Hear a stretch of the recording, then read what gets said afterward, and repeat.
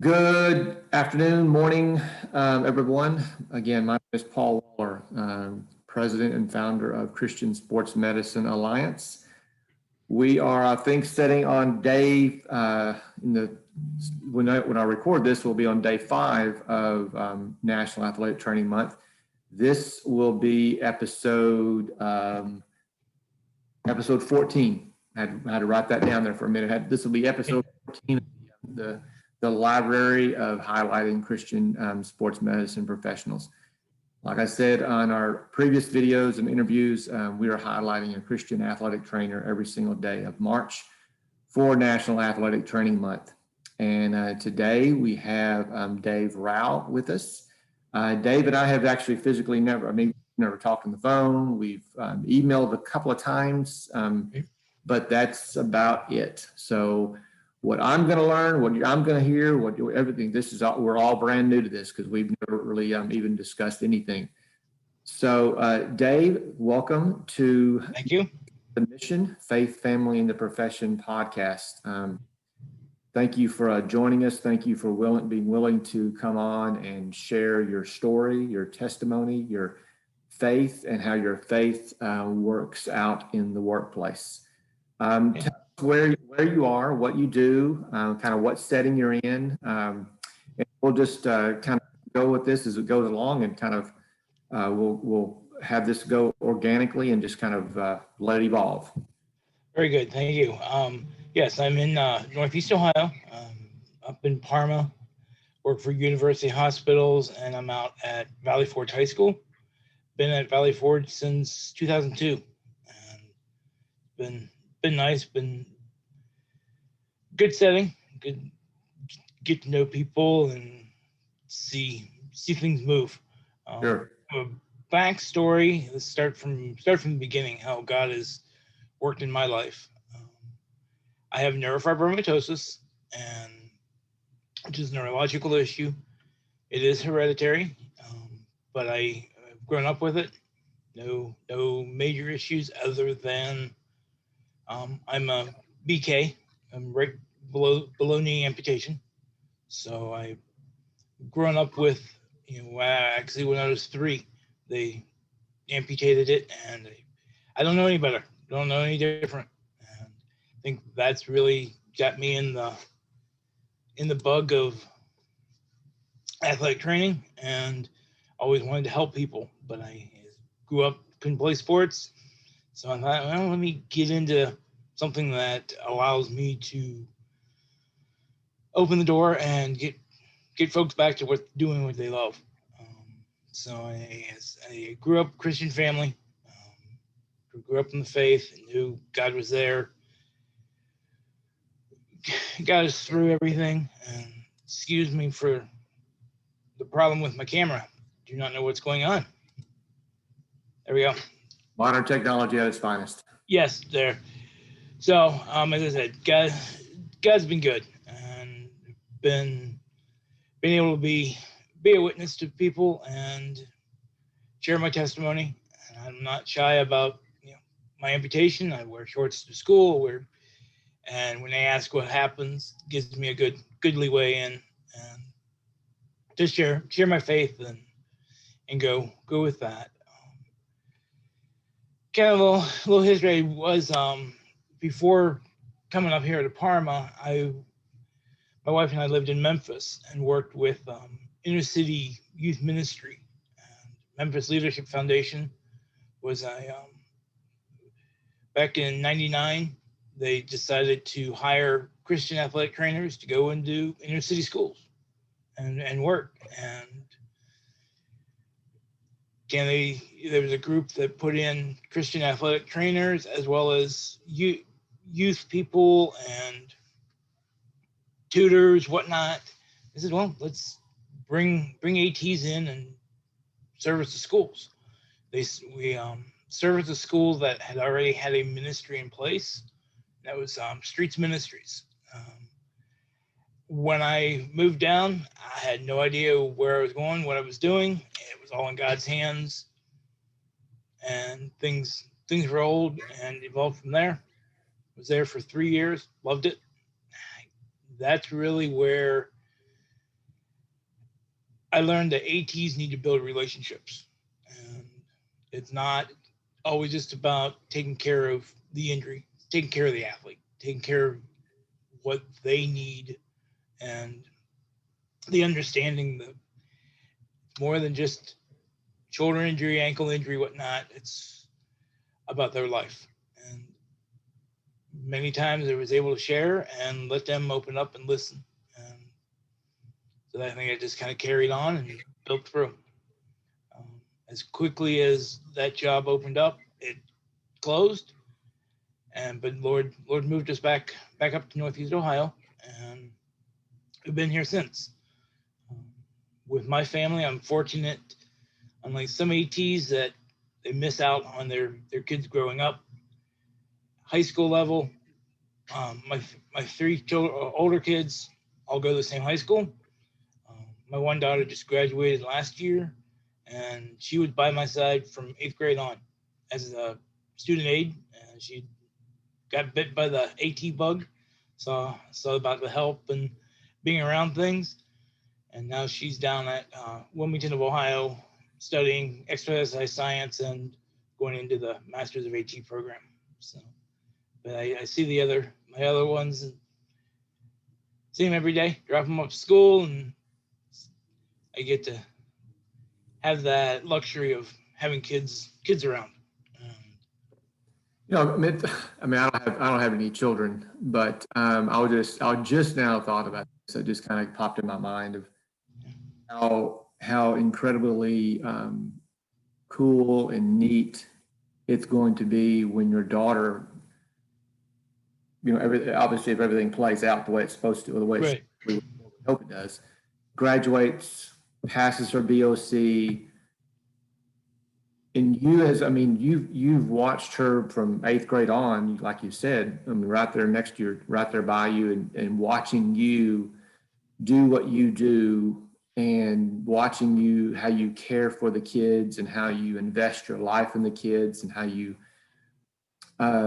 really pour yourself into them, not just as an athletic trainer, but one as role modeling a father, role modeling your Savior, Jesus, but then also role modeling, obviously, your profession. Has it ever occurred to you that there will be a day, probably here pretty soon, that you're going to call her a fellow colleague? Actually, yes, I would hope so, and that would be nice. And I have actually former athletes that are now colleagues, and that's after being there for 18 plus years, seeing them grow, seeing them at the high school level now, coming out, and 2 of them are going for their masters, and seeing that growth. And I can imagine. I'm trying to think off the top of my head how many of my former student athlete trainers that I've had over my almost 25 plus career. How many have gone on into the profession itself in some either I have 3 that are athletic trainers. I have 1 that's an occupational therapist. I have a couple that are actually registered nurses. And I think for me, and I can probably, I don't want to speak for you, but I would say the same thing for you, is that when we see this, it really kind of gives me a sense of pride, in a good way. Yeah. That I modeled what our profession is supposed to be. We have a mandate to expand our profession to. And when I have some of my former students actually go on and pass their testing, and they get jobs and they're working, and they now see them on the secondary school Facebook page, or they call me and ask me for advice, and and it just really kind of makes me proud to know that again, I instilled in them hopefully a good work ethic. I modeled to them a sense of how, like you said, the importance of developing relationships. And I hope that they were able to see Christ in me during those times. So I'm right there with you, Dave, that, I can only imagine what it's going to feel like when your daughter especially graduates and passes her test, and you're able to watch her grow as a professional. Yeah. And we have 4 children, and like I said, the one just graduated. We have 2 that are in high school level, 1 in junior high. They up front saying we have no desire to be around sports, be around the student aid and athletic training, but we love you and we'll support you in what we do. But I get to see them in the school and that flexibility to see them grow. Yeah. How is your, back to did you say, and are you a double amputee? No, I'm just a right BK. Okay. Right. Did when you got into the profession, even when you were in college and when you got into the profession as a professional, did you have any challenges with that? In some, just more of the technology of the prosthesis. And, it wasn't able to get to things as quickly as I probably could have, should have, but it's things that, I adapted, and I was fortunate that the program I went through, they were accepting, and I said, as long as you can do your job, do it. And I really haven't had any backlashes or anybody say, nah, that's not good for you. I say I can get to the side, point A to point B as quickly as I can, and sideline to sideline when athletes need me. Probably quicker than some people that are will have both legs. Yeah, and I actually did have a fellow athletic trainer say to me after a game that a couple of our athletes saw that what I was doing and said, I don't think we'll complain that much about about our injuries, seeing after his athletes, and right. I can be an encouragement to somebody, great. But now, how was your faith? You said you grew up in a Christian home, and when you accepted Christ and everything, how has your faith grown because of this situation that you were basically born with? Yeah. How's your faith grown with that? We always knew that God was in control, and other things that I had, I did have a tumor that He has healed. It was on the optic nerve, found that was healed, moving, and here I am.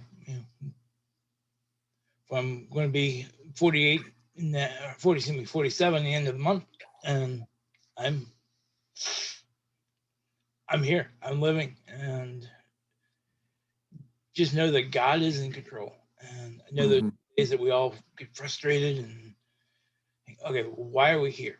And then a student walks in, a teacher walks in our doors, and that's why we're here. They need us. And I know, as I said, it is hereditary. And 2 of my children have the NF.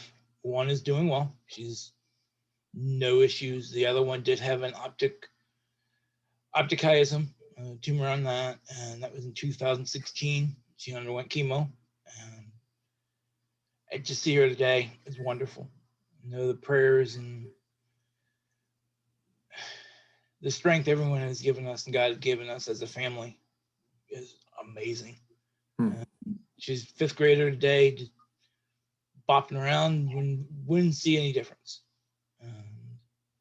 It's knowing that God is always there. And I know the verse is Philippians 4:13. Through Christ says all things are possible. He gives us strength every day. Absolutely. What do you? So I'm assuming that your athletes and the faculty that you work with, your coaches, your parents that you have to deal with every day. I'm assuming that this has given you opportunities to share your faith and really kind of live out your faith in Jesus in the workplace. It is, and it is a little difficult because I work in a public school, and there's that fine line we have to walk, but it's at times when athletes open up, then I can open up and kind of segue into that, and then grouping with parents. And I've made this, some of the previous interviews that we've talked about, I've worked in nothing but public schools, and, most of my, I know a lot of people that also worked in public schools, and kind of all said the same thing. We had to kind of, there's that fine line that we can't, Right. we have to walk that tightrope. But, and I think, again, I believe that Christian first, and obviously as an athletic trainer second. Right. Christianity, our belief in Jesus, gives us that ability to develop a relationship with our athletes and everybody that we work with in a different way than someone that does not know Christ. I think he allows us, he gives us that strength, gives us that peace to, and the ability, that wisdom that can only come from him, to give us the ability to develop those relationships that those athletes and those other people that you work with, you come in contact with, are more comfortable, opening up to you because of your, I guess, unspoken belief in Christ. They just see it and they feel it in you. Right. Yeah, and it's just how we present ourselves and how we show them that we genuinely care. And then if they do see, okay, why do you care so much? That's a avenue, that's a doorway, that a window is open for us to share. Sure. To be open. And I think it goes back to that relationship. We build those professional relationships that we can foster and build on, show those athletes, the parents, staff, who we are as a person, rather than just as the athletic trainer coming in and then walk out the door and you don't care. You don't see them the next day, but it's stuff that we carry and try to make grow the kingdom, as you said. So what is that? What, like I said, I asked this question of everybody that I talk to. Okay. What is that verse or verses, because there may be more than one, that you would consider your foundation, the one that really just solidifies you and your faith and your walk and your belief system and really gets you going to work every day and so forth? What is that and why? Is this one? It really hit me when I started in Memphis. John 1:14. The Word was made flesh and dwelt among us, and that we see that God came down and was shoulder to shoulder and walked with us and carried us and pushed us and got in the same struggles as we have day in day. And I think that one is like, okay, it's powerful that he's here, he's walking with us, but he gave us life, and he's there to forgive us, and then he's there to carry us through. Mm-hmm. I think it's being in that and understanding that God's there for you every day. And there's times I look at the footprints and think of that. Sometimes there's two sets, other times there's one. And we know that he's carrying us through and paving that way. But then we need to also carry each other through. Mm-hmm. Carry over that is help each other out. And I know having your group, having AT Care group, that luckily ATs we love to care about people, and we care about the person too, and develop those friendships is good. So, we are very tight knit, and I tell this to my non-AT friends quite often, that we are a very tight knit. I would say family. right. I have friends I have colleagues that I don't see. I have colleagues I haven't seen since 2019 at our last district meeting. Hopefully, cross our fingers. Yes. This summer that we'll have a non-virtual meeting somewhere. For our district meeting, and those people that I haven't seen in over a year, we'll get together. We'll talk in the exhibit hall. We'll talk next when we're sitting next to each other in a meeting, and it's just like we never even stopped. And you know, a lot of my colleagues that I know, for me, I've been able to develop because of Beyond the ATR page and the ministry, and you know, just you know, and it's been our relationship, even though pre Beyond the ATR was we had a relationship with them, now it's even stronger. So again, it's just amazing to me how we as we're you know, we are really a tight-knit family. And you know, you're in Ohio, I'm down here in Texas. You know, we're friends, we're colleagues, we can call each other, we can contact each other anytime we need to. Right. So that's the cool thing about it. Yeah. Yes, I appreciate your work on this, and I'm thinking it was your group that did a poster, and I actually picked up at Glada many years ago. It was of Jesus's hands, and a little girl is saying, "What happened?" You remember that one? Maybe I would have to think. We've done a lot. We've done several posters and memes and. Yeah, this was before memes were. Oh, before memes were popular. Yeah, it was a big poster. It was a little, like I said, a little girl going up and pointing at Jesus's hand, saying, "What happened?" Right. Okay. I'll have to search for that one. I think it may be for sure. But well, Dave, I appreciate you. Thank you For coming on with us and doing this with us. You will be, look at my calendar book. Okay. When you're dropping, so you can tell people to see it when it drops. You're actually, you'll be dropping next Tuesday, March 9th. March 9th. Okay. March 9th. So tell your friends, parents, everybody that that's when it is. Again, thank you very much for joining us. You're welcome. Thank you. Yep.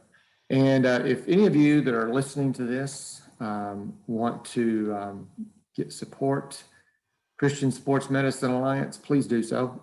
You can go to our website at christiansportsmed.org and you can support us there. If you are a Christian athletic trainer, we have a specific athletic training page specifically for you. It's called Beyond the ATR. If you want to follow us on Twitter, please do so at tweet CSMA. Just go to our website, find out more about us, about our mission, find out our values, find out what we're all about. Our mission is to make God known in and through our profession by educating, equipping, and serving. And we hope to do that. We hope that these highlights of different athletic trainers from across the country have encouraged you, have spoken to you, that you pray for these people, these men and women that are out there serving and caring for the athletes.